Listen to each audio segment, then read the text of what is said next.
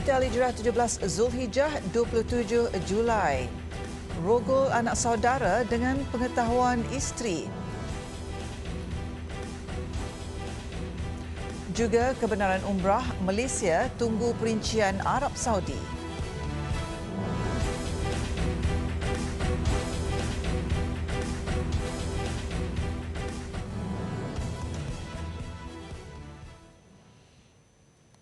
Bismillahirrahmanirrahim. Assalamualaikum warahmatullahi taala wabarakatuh. Berita Al-Hijrah malam ini bersama saya Aziza Arifin.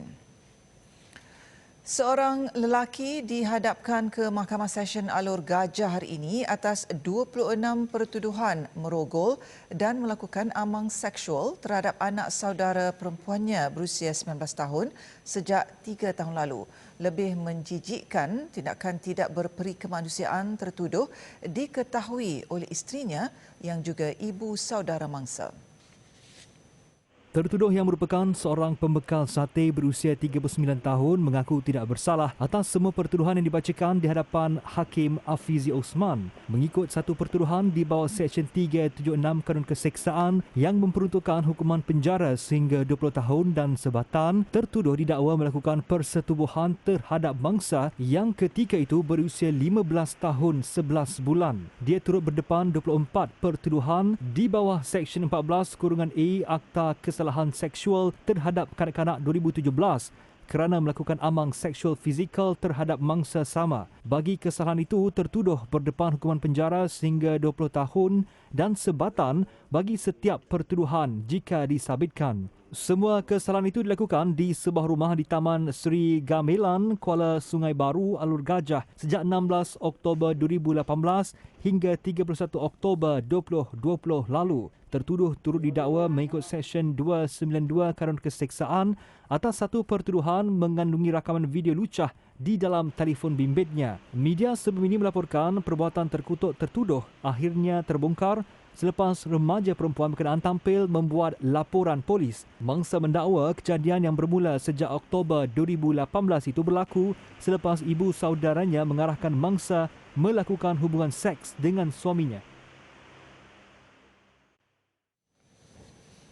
Gara-gara hutang, dua beradik ditahan polis selepas dipercayai bergaduh menggunakan senjata parang di sebuah kedai bunga di Sungai Petani.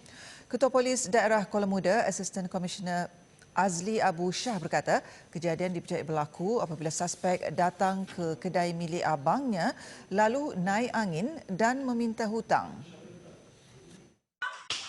Dalam pertengkaran yang berlaku kira-kira jam 1 petang Ahad lalu, suspek bertindak mengambil sebilah parang lalu mengamuk dan memecahkan cermin kaca pintu serta dinding hadapan kedai abangnya. Berdasarkan video pergaduhan yang tular di media sosial, suspek juga dilapor membuka laci meja di kedai tersebut dan mengambil sejumlah wang sebelum beredar. Susulan kejadian itu, satu laporan telah dibuat di Balai Polis Kuala Muda dan dua suspek ditahan pada jam 10 malam hari yang sama untuk membantu siasatan. Kes disiasat mengikut Seksyen 323 atau 506 Kanun Keseksaan. Kedua-dua suspek yang tidak mempunyai rekod jenayah lampau telah dibebaskan dengan jaminan polis. Gagal memastikan keselamatan di tempat kerja hingga mengakibatkan kematian dua pekerja tahun lalu, sebuah syarikat perancah besi didenda RM35,000 oleh Mahkamah Session Ipoh hari ini. Pengarah Tim Force Scaffolding and Installation Sendirian Berhad, Lau Kiu Ling, 40 tahun, mengaku bersalah atas pertuduhan itu di hadapan Hakim Norashima Khalid. Mengikut pertuduhan, syarikat itu gagal memastikan keselamatan, kesihatan dan kebajikan pekerja sehingga mengakibatkan dua pekerja warga Myanmar iaitu Nai Lin, 25 tahun dan Mong Mong Win, 32 tahun maut. Kedua-dua pekerja terbabit jatuh dari tempat tinggi ketika ditugaskan untuk merombak perancah pada 5 Oktober 2020. Siasatan oleh Jabatan Keselamatan dan Kesihatan Pekerjaan JKKP mendapati struktur perancah tersebut tidak kuat dan stabil dengan pemasangan juga dilakukan tanpa pengawasan langsung daripada pengendali perancah berdaftar. Syarikat tersebut didakwa melakukan kesalahan di bawah Seksyen 15 Fasal 1 Akta Keselamatan dan Kesihatan Pekerjaan 1994 yang boleh didenda sehingga RM50,000 atau dipenjarakan sehingga 2 tahun atau kedua-duanya sekali. Mahkamah turut menetapkan hukuman penjara 6 bulan sekiranya tertuduh gagal menjelaskan denda. Pendakwaan dikenalikan pegawai pendakwa JKKP Perak Hassan Abdul Rahman manakala tertuduh tidak diwakili peguam. Helikopter Bell 505 Global Ranger yang mendarat di Padang Ipoh Jumaat lalu hanya mendapat kebenaran merentas negeri bagi melakukan penyelenggaraan dan bukan untuk membawa tempahan nasi ganja. Ketua Polis Perak, Datuk Mior Farid Al-Atrash Wahid berkata, polis telah merakam kenyataan Ketua Polis Balai yang memberi kebenaran termasuk pengadu, pemilik premis makanan, pemilik syarikat helikopter dan semua individu yang terlibat. Menurut Datuk Mior Farid Al-Atrash, siasatan masih diteruskan dan hasil siasatan akan dirujuk kepada Timbalan Pendakwa Raya untuk arahan selanjutnya dalam masa terdekat. Katanya, kes telah disiasat di bawah Peraturan 16, Peraturan Pencegahan dan Pengawalan Penyakit Berjangkit 2020. Justru beliau menasihatkan orang ramai supaya tidak membuat sebarang spekulasi kerana boleh mengganggu siasatan. Semalam, Polis Perak dilaporkan mengambil keterangan beberapa individu termasuk seorang lelaki bergelar Datuk berusia 52 tahun bagi membantu siasatan berkenaan di Ibu Pejabat Polis Daerah Petaling Jaya, Selangor. Polis sebelum ini mengesahkan semakan dengan pihak berkuasa penerbangan awam Malaysia CAAM mendapati helikopter tersebut mendapat kebenaran untuk mendarat di lapangan terbang Sultan Azlan Shah LTSAS Ipoh sahaja dan tidak mendapat kebenaran mendarat di Padang Ipoh untuk mengambil pesanan 36 bungkus nasi ganja yang ditempah.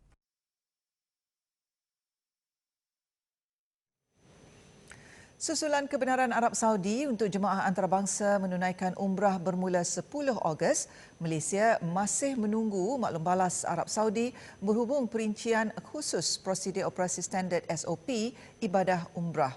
Menteri di Jabatan Perdana Menteri Hal Ehwal Agama, Datuk Dr. Zulkifli Muhammad Al-Bakri berkata, kerajaan akan segera mengumumkan perincian tersebut sebaik mendapat maklum balas dari Arab Saudi. Jelas Datuk Dr. Zulkifli, SOP Umrah daripada Kementerian Haji dan Umrah Arab Saudi itu nanti akan diwar-warkan. Beliau memaklumkan Kementerian Pelancongan, Seni dan Budaya, MOTAC, akan memperincikan SOP tersebut khususnya dalam menggariskan peranan syarikat pengendali umrah.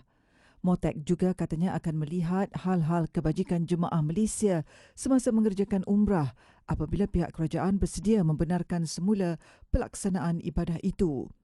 Sebelum ini, Kerajaan Arab Saudi mengumumkan akan membuka semula ibadah umrah kepada jemaah antarabangsa pada 10 Ogos bersamaan 1 Muharram 1443 Hijrah. Kebenaran itu berikutan kelancaran musim haji tahun ini yang selesai dengan jayanya tanpa kes jangkitan COVID-19 dilaporkan.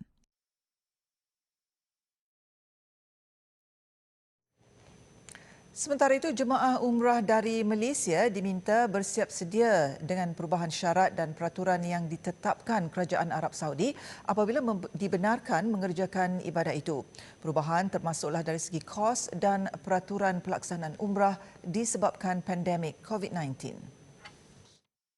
Memetik laporan berita harian, Konsul Jeneral Malaysia di Arab Saudi Alauddin Muhammad Nur berkata, jemaah perlu menerima sebarang perubahan yang mungkin dikuatkuasakan Arab Saudi susulan penularan COVID-19.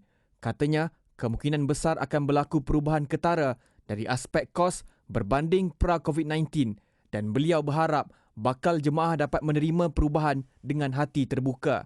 Beliau juga menasihatkan bakal jemaah yang berhasrat mengerjakan umrah apabila dibenarkan nanti untuk memilih ejen yang berdaftar bagi mengelak sebarang isu yang mungkin akan timbul. Dalam pada itu katanya, setakat ini belum ada pengumuman rasmi dari Arab Saudi berhubung kebenaran umrah untuk jemaah antarabangsa.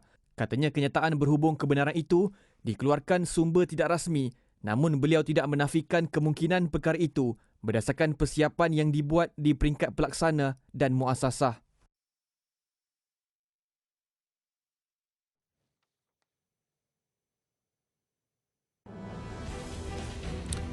Selepas ini, doktor berhimpun tiada tindakan disiplin diambil.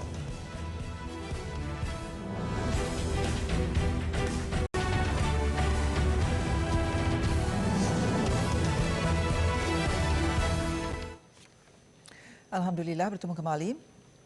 Penjelasan berhubung status proklamasi darurat dan pembatalan ordinan akan dibuat Menteri di Jabatan Perdana Menteri, Parlimen dan Undang-Undang Datuk Seri Taqiyuddin Hassan pada Isnin depan.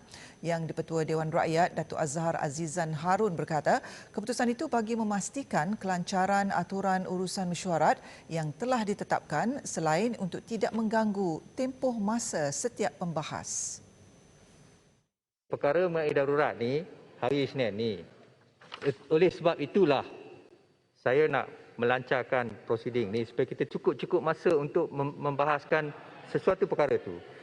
Jadi hari Isnin ni saya pun telah beritahu semalam di Dewan ni dan juga selepas tu saya pun dah beritahu Menteri Undang-Undang, beliau perlu menjawab ke semua persoalan yang dibangkitkan oleh pihak pembangkang, oleh semualah, oleh ahli-ahli yang berhormat semua mengenai apa yang diperkatakan oleh beliau semalam.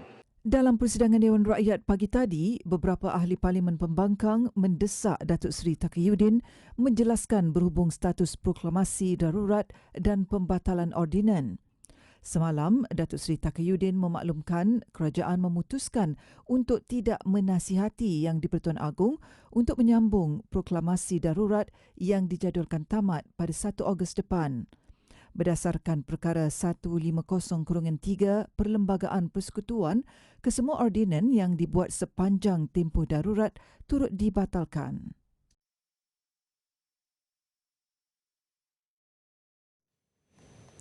Dalam pada itu, Menteri Kesihatan Datuk Seri Dr. Adham Baba memaklumkan peruntukan tambahan sebanyak RM100 juta telah dimohon pihaknya untuk meningkatkan kapasiti hospital awam bagi merawat kes COVID-19. Permohonan itu dibuat bagi tujuan penyumber luaran berikutan peningkatan kes harian COVID-19 ketika ini.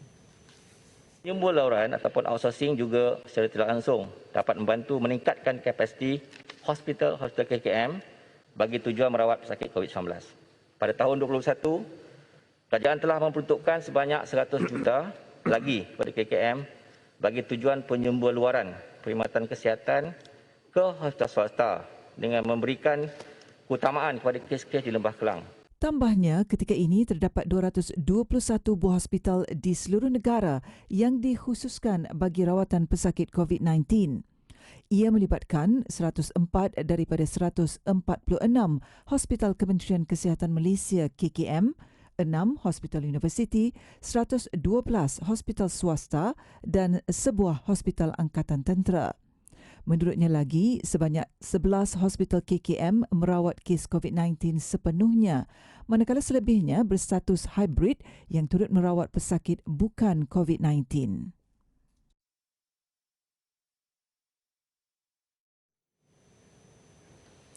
Tiada tindakan tata tertib akan diambil terhadap semua doktor kontrak yang menyertai Perhimpunan Aman Gerakan Hartal Doktor Kontrak yang berlangsung semalam. Menteri Kesihatan Datuk Seri Dr. Adham Baba berkata, kesemua doktor kontrak yang menyertai perhimpunan tersebut berhak melakukan tindakan tersebut. Kaitan dengan doktor kontrak tidak akan dikenakan... Doktor, boleh saya ada satu soalan berkaitan dengan untuk mendapat pencerahan berkait dengan doktor kontrak. Tidak dikenakan apa-apa tindakan. InsyaAllah tidak ada tindakan pada mereka. Semalam, satu perhimpunan gerakan hartal doktor kontrak berlangsung di seluruh negara dengan disertai doktor-doktor kontrak. Tindakan tersebut sebagai bantahan kerana tuntutan mereka untuk diserapkan ke jawatan tetap tidak dipenuhi.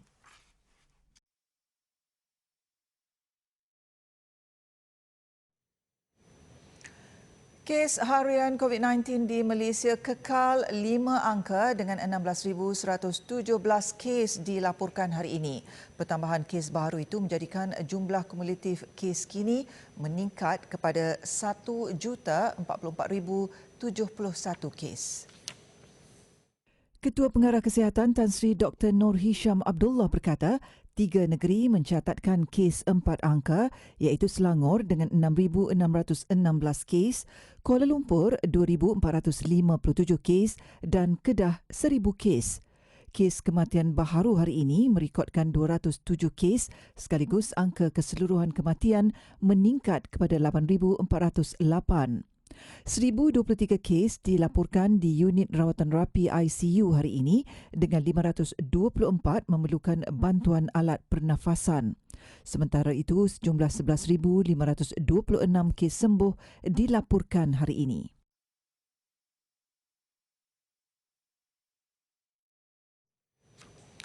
Lima kit ujian kendiri COVID-19 mendapat kelulusan bersyarat daripada Kementerian Kesihatan KKM menerusi pihak berkuasa peranti perubatan MDA.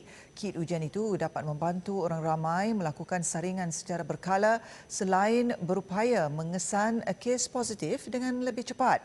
Dan bagi mengulas lebih lanjut mengenai kit ujian kendiri COVID-19 itu, di talian Ketua Pegawai Eksekutif MDA Ahmad Sharif Hambali. Assalamualaikum Encik Ahmad Sharif.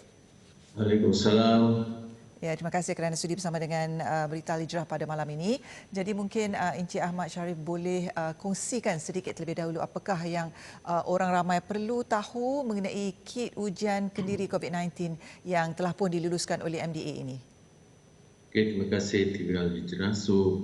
Berkenaan dengan soalan tadi, kit ujian kendiri COVID-19 ataupun COVID-19 self-test kit digunakan sebagai kit untuk ujian saringan yang boleh dilakukan sendiri oleh mana-mana individu.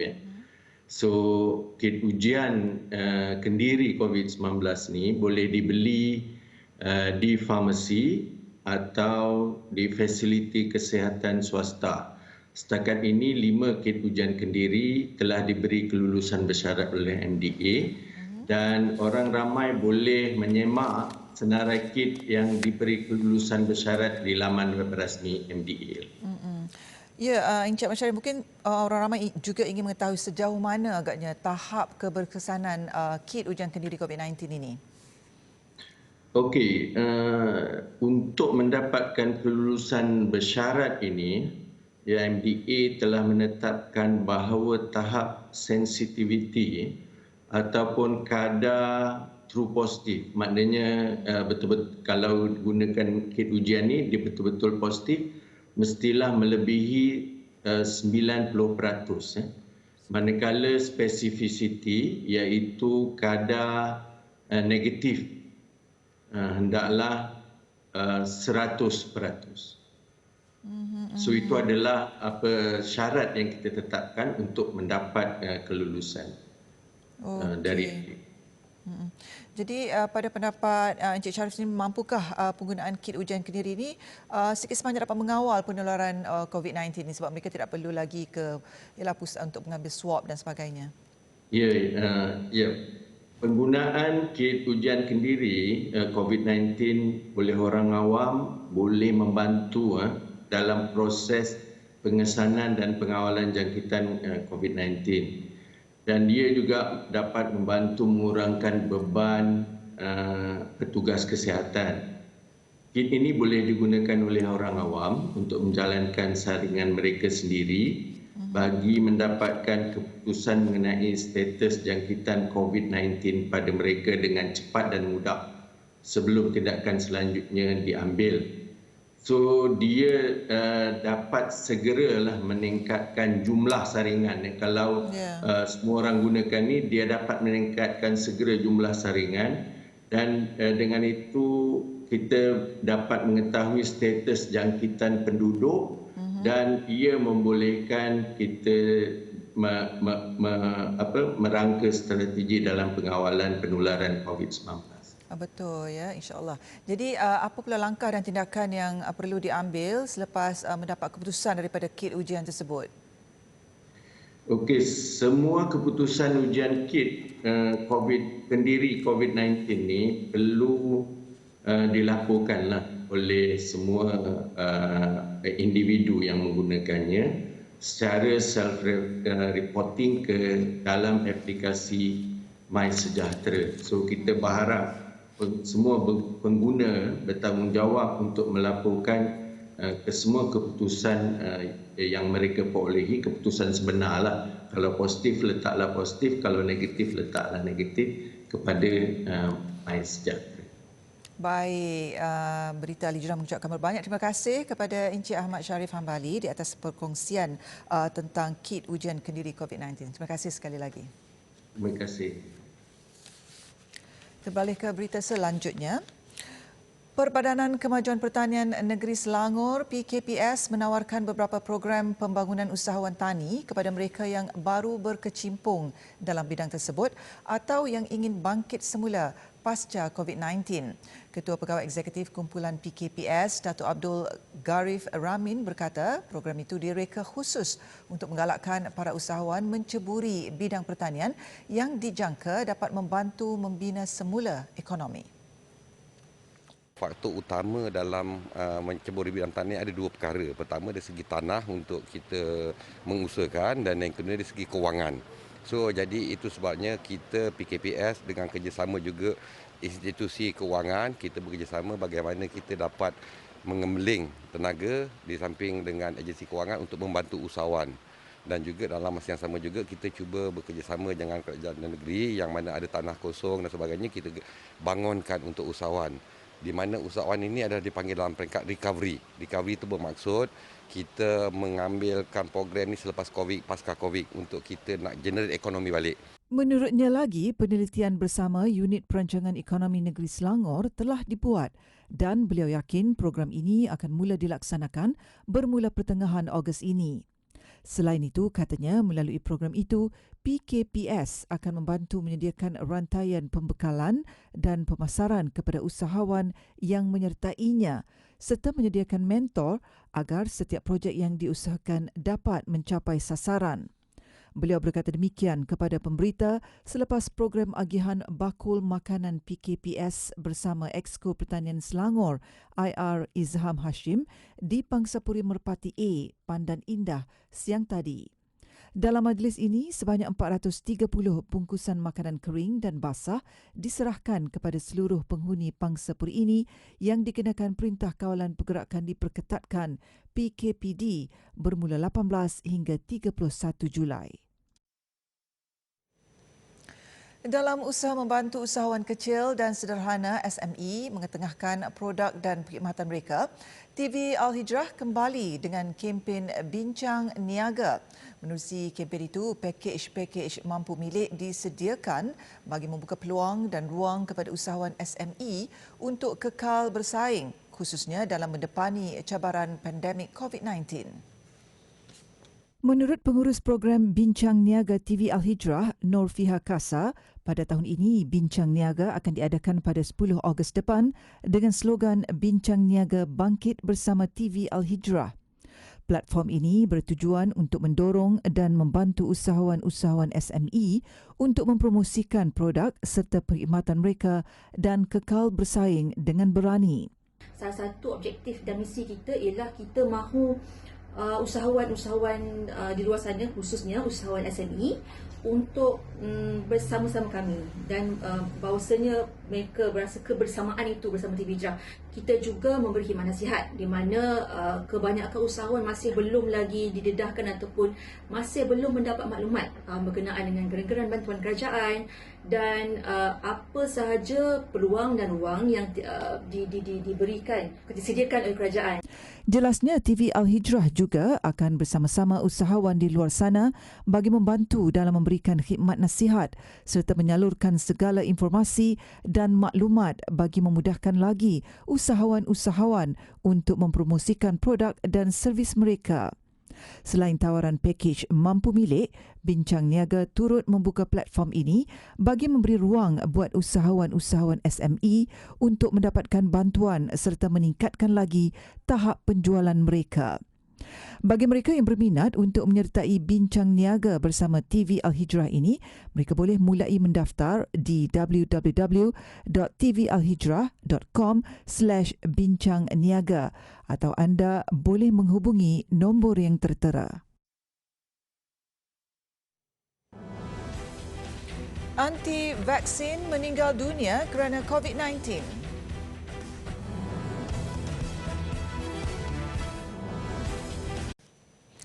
Alhamdulillah bertemu kembali. Pihak berkuasa Assam mendakwa pihak berkuasa negeri berjiran Mizoram membunuh 6 anggota polisnya dalam pertempuran akibat pertikaian sempadan negeri di India. Pemimpin kedua-dua negeri itu yang sudah berdekad berbalah mengenai sempadan negeri kini saling menuduh mengenai siapa yang bertanggungjawab terhadap keganasan terbaru itu. Ketegangan semakin memuncak antara kedua-dua negara sejak bulan lalu apabila pegawai di Mizoram mendakwa polis Assam mengambil alih sebuah pos kawalan sempadan yang menyaksikan pertempuran maut semalam di bandar Vairingte. Ketua Menteri Assam Himanta Biswa Sarma mendakwa 6 anggota polis Assam mengorbankan nyawa mereka untuk mempertahankan sempadan negeri. Rakan sejawatnya di Mizoram mendakwa tembakan dilepaskan selepas pasukan 200 anggota polis Assam secara paksa melintasi sebuah pos kawalan. Beliau turut mendakwa polis Assam merosakkan kenderaan dan menyerang orang awam termasuk sepasang pelancong selain melepaskan tembakan ke arah polis Mizoram memaksa mereka membalas tembakan. Mizoram adalah sebahagian daripada Assam sehingga 1972 apabila ia berpisah dan menjadi negeri berasingan mulai 1986. Ribut pasir dengan ketinggian 100 meter membadai bandar di Gurun Gobi, Barat Laut China. Insiden itu hampir sama dengan adegan yang dipaparkan dalam sebuah filem Hollywood. Lokasi tarikan pelancong dengan pelbagai kisah sejarah Dunhuang hilang seketika berikutan debu yang menutup kawasan itu ketika ribut melanda. Menurut penduduk, ribut pasir itu muncul secara tiba-tiba dan menutupi bandar itu dalam tempoh 5 atau 6 minit. Bermula dengan debu kuning lalu berubah menjadi merah dan akhirnya hitam. Ribut pasir sering terjadi di rantau ini setiap kali musim bunga tetapi jarang berlaku pada musim panas.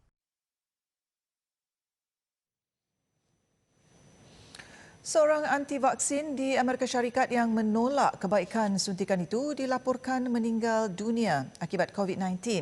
Stephen Harmon dari California cukup dikenali sebagai individu yang lantang mengutuk mengenai pengambilan vaksin dalam media sosialnya. Harmon, 34 tahun juga sering menegaskan tidak akan mengambil vaksin untuk mengawal jangkitan COVID-19. Katanya, dia tidak akan sesekali mengambil vaksin kepada 7,000 pengikutnya dalam media sosial Jun lalu. Namun Harmon menerima rawatan akibat pneumonia dan COVID-19 di sebuah hospital sejak lebih sebulan lalu sebelum meninggal dunia baru-baru ini. Beberapa hari sebelum kematiannya, Harmon dilihat merakam gambar keadaannya diberi bantuan oksigen menunjukkan dia terbaring atas katil hospital. Biarpun mempunyai komplikasi yang teruk akibat COVID-19, lelaki itu masih berdegil untuk menerima vaksin.